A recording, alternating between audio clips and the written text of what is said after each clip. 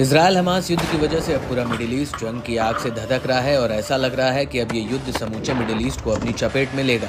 क्योंकि पहले गाजा में इजरायली सेना हमास से लड़ रही थी, वहीं दूसरी तरफ उत्तरी इजरायल पर हिजबुल्लाह कहर बरपा रहा है और हिजबुल्लाह को सबक सिखाने के लिए इजरायल अब लेबनान पर आक्रमण कर सकता है। लेकिन ईरान पहले ही कह चुका है कि वो हिजबुल्लाह के साथ खड़ा है। वहीं यमन का हूती भी हिजबुल्लाह के साथ कंधे से कंधा मिलाकर खड़ा है और इस लिस्ट में इराक और सीरिया के प्रतिरोधी संगठनों का नाम पहले ही जुड़ा है और ये सभी मिलकर इजरायल से कह रहे हैं कि अगर उसने हिजबुल्लाह पर हमला किया तो वो इजरायल का नामो निशान मिटा देंगे।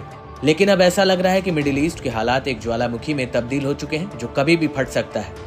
और अगर युद्ध का ये ज्वालामुखी फटा तो कहीं दुनिया में तीसरे विश्व युद्ध की शुरुआत न हो जाए। वो इसलिए क्योंकि अब तुर्की भी हिजबुल्लाह के समर्थन में आ गया है। तुर्की के राष्ट्रपति तैयब एर्दोगन ने आरोप लगाया कि पश्चिमी देश इजरायल को खुली शह दे रहे हैं, उसे लेबनान पर हमला करने का समर्थन दे रहे हैं। एर्दोगन का कहना है कि इजरायल की आंखें अब लेबनान के ऊपर हैं। हम देख रहे हैं कि पर्दे के पीछे से पश्चिमी शक्तियां इजरायल की पीठ थपथपा रही हैं और यहां तक कि उनका समर्थन भी कर रही हैं। तुर्की के राष्ट्रपति ने आगे कहा कि नेतन्याहू की योजना युद्ध का दायरा बढ़ाने की है, जिससे एक बड़ी त्रासदी आएगी और अगर इजरायल हिजबुल्लाह पर हमला करता है तो तुर्की अपने भाइयों और लेबनान के साथ खड़ा है। मैं अन्य देशों से कहूंगा कि वो लेबनान के साथ एकजुटता से खड़े हों।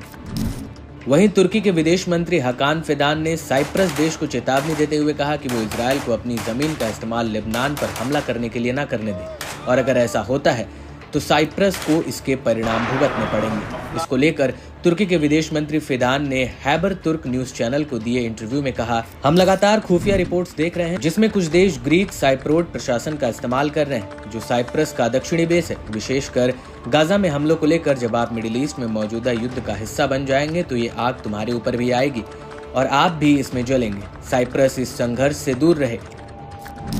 आपको बता दें कि ये पहली बार नहीं है जब तुर्की ने इजरायल के खिलाफ मोर्चा खोला हो। इससे पहले भी तुर्की के राष्ट्रपति तैयब एर्दोगन ने नेतन्याहू पर खुले मन से हमला बोला है। यहाँ तक कि उन्होंने हमास की पॉलिटिकल ब्यूरो के मुखिया इस्माइल हानिये से भी इस्तांबुल में मुलाकात की थी और इस मुलाकात के बाद उन्होंने फिलिस्तीनियों के इजरायल के खिलाफ एकजुट होने की वकालत की थी। एर्दोगन नेतन्याहू की तुलना जर्मनी के पूर्व तानाशाह हिटलर से भी कर चुके हैं।